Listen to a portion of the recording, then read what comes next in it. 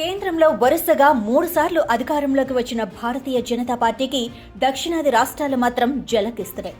తమిళనాడు, కర్ణాటక, కేరళతో పాటు తెలుగు రాష్ట్రాల్లో బీజేపీకి అధికారం అందని ద్రాక్షగానే మిగిలిపోతోంది. గత ఎన్నికల్లో ఏపీలో టీడీపీ, జనసేన పార్టీలతో కలిసి పోటీ చేసిన బీజేపీ తన ఉనికిని కాపాడుకోగలిగింది. ఇక తెలంగాణలో ఒంటరిగానే పోరాటం సాగిస్తున్న ఆ పార్టీకి అధికారం మాత్రం అందని ద్రాక్షలాగే మిగిలిపోయింది.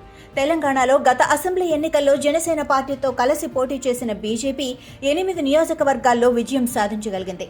ఇక పార్లమెంట్ ఎన్నికల్లో బీజేపీ 17 నియోజకవర్గాల్లో పోటీ చేసి 8 నియోజకవర్గాల్లో విజయం సాధించింది. అయితే అధికారం మాత్రం ఆ పార్టీకి అందని ద్రాక్షగానే మిగిలింది. ఎలాగైనా వచ్చే అసెంబ్లీ ఎన్నికలలో తెలంగాణలో అధికారమే లక్ష్యంగా బీజేపీ అధిష్టానం ఇప్పటి నుంచే పావులు కదుపుతోంది. ఎలాగైనా తెలంగాణలో అధికార పగ్గాలు అందుకోవాలన్న పట్టుదలతో ఆ పార్టీ అడుగులు వేస్తోంది. అంది వచ్చిన ప్రతి అవకాశాన్ని సద్వినియోగం చేసుకుంటూ బీజేపీ రోజురోజు బలోపేతమవుతోంది. అయితే బీజేపీని క్షేత్రస్థాయిలో బలోపేతం చేసుకుంటూ వెళ్లినా వచ్చే ఎన్నికల్లో అధికారంలోకి రావాలంటే బలమైన ప్రజా మద్దతు కలిగిన కుటుంబం తోడు పార్టీకి ఉండాలని బీజేపీ అధిష్టానం భావిస్తోంది. ఏపీలో తెలుగుదేశం, జనసేన, బీజేపీ కూటమి అధికారంలో ఉంది.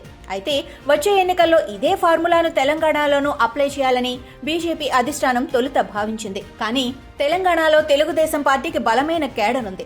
ఆ పార్టీని నడిపించే నాయకుడు లేకపోయినా గ్రామాన టీడీపీకి భారీగానే ఓటు బ్యాంక్ ఉంది. ఈ కారణంగా ఆ పార్టీతో కలిసి ఎన్నికలకు వెళితే బీజేపీకి పెద్దగా ప్రయోజనం ఉండదని, ఏపీలో మాదిరిగా ఉనికి చాటుకోవడానికి తెలుగుదేశంతో పొత్తు తెలంగాణలో ఉపయోగపడుతుందని బీజేపీ పెద్దలు అంచనా వేస్తున్నారు. దీనికి తోడు ఏపీలో ముఖ్యమంత్రిగా బాధ్యతలు చేపట్టిన తర్వాత చంద్రబాబు నాయుడు తెలంగాణలో తెలుగుదేశం పార్టీ బలోపేతంపై దృష్టి పెట్టారు. దీంతో వివిధ కారణాలతో తెలుగుదేశం పార్టీని వీడిన తెలంగాణ నేతలలో చాలా మంది సొంత గూటికి అంటే తెలుగుదేశం పార్టీలోకి చేరేందుకు ఆసక్తి చూపుతున్నారు. ఈ క్రమంలో వచ్చే ఎన్నికల్లో ఒంటరిగానే పోటీ చేయాలని అధినేత చంద్రబాబుపై పార్టీ కేడర్ ఒత్తిడి పెరుగుతోంది. ఇప్పటికే తెలంగాణలో త్వరలో జరగనున్న పంచాయతీ ఎన్నికలలో సత్తా చాటేందుకు తెలుగుదేశం సమాయత్తమవుతోంది.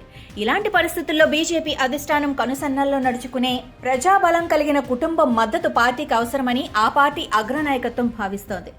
ఈ వ్యూహంలో భాగంగానే మెగా ఫ్యామిలీ అండ కోసం బీజేపీ పెద్దలు ప్రయత్నాలు ప్రారంభించారు.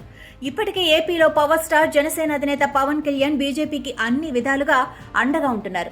బీజేపీ కేంద్ర పార్టీ సైతం పవన్ ను సొంత పార్టీ నేతగానే పరిగణిస్తోంది.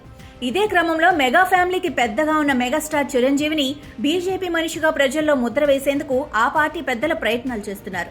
ఆ మేరకు ఇప్పటికే సఫలమయ్యారని చెప్పొచ్చు. చిరంజీవికి ఏపీతో పాటు తెలంగాణలోనూ భారీగానే అభిమానులున్నారు. వృద్ధుల నుంచి ప్రస్తుతం యువకుల వరకు మెగా ఫ్యామిలీకి 3 తరాలకు చెందిన అభిమానులున్నారు. మెగా ఫ్యామిలీలో చిరంజీవి, రామ్ చరణ్ తో పాటు దాదాపు 1/2 డజను మంది హీరోలుగా కొనసాగుతున్నారు. వీరందరికీ ఫ్యాన్ ఫాలోయింగ్ భారీగానే ఉంది. ఈ క్రమంలో మెగా ఫ్యామిలీ అండతో వచ్చే ఎన్నికలకు వెళితే అధికార పీఠాన్ని దక్కించుకోవచ్చని బీజేపీ పెద్దలు బలంగా నమ్ముతున్నారు. అయితే ఈ ప్లాన్ ఇప్పటికిప్పుడు అమలు చేస్తున్నది కాదని పరిశీలకులు అంటున్నారు. గత ఎన్నికల ముందు నుంచే మెగా ఫ్యామిలీకి బీజేపీ పెద్దలు ప్రాధాన్యతనిస్తూనే వస్తున్నారు. గత ఎన్నికల్లో ఈ వ్యూహాన్ని సమర్థవంతంగా అమలు చేయలేకపోయిన బీజేపీ అధిష్టానం వచ్చే ఎన్నికల్లో మాత్రం పక్కాగా అమలు చేసి అనుకున్న లక్ష్యాన్ని సాధించాలన్న పట్టుదలతో ఉంది. ఏపీలో వైసీపీ అధికారంలో ఉన్న సమయంలో బీజేపీ నిర్వహించిన కార్యక్రమాల్లో మెగాస్టార్ చిరంజీవికి ప్రాధాన్యతనిస్తూ వచ్చారు. గత ఎన్నికలకు ముందు అమిత్ షా, ప్రధాని నరేంద్ర మోడీతో పలు దఫాలుగా చిరంజీవి, ఆయన కుమారుడు రామ్ చరణ్ భేటీ అయ్యారు. ముఖ్యంగా ఏపీలో కూటమి ప్రభుత్వం ప్రమాణ స్వీకారోత్సవ సమయంలో ప్రధాని మోడీ చిరంజీవి, పవన్ కళ్యాణ్ హత్తుకొని అభినందించిన తీరు మెగా కుటుంబం బీజేపీకి మద్దతుదారు అన్న ముద్రను ప్రజల్లో వేసింది. దాన్ని కాపాడుకొని తెలంగాణలో 2028లో జరిగే అసెంబ్లీ ఎన్నికల నాటికి మరింత బలంగా మెగా ఫ్యామిలీ అండ పొందాలని ప్రయత్నిస్తున్నారని పరిశీలకులు విశ్లేషిస్తున్నారు.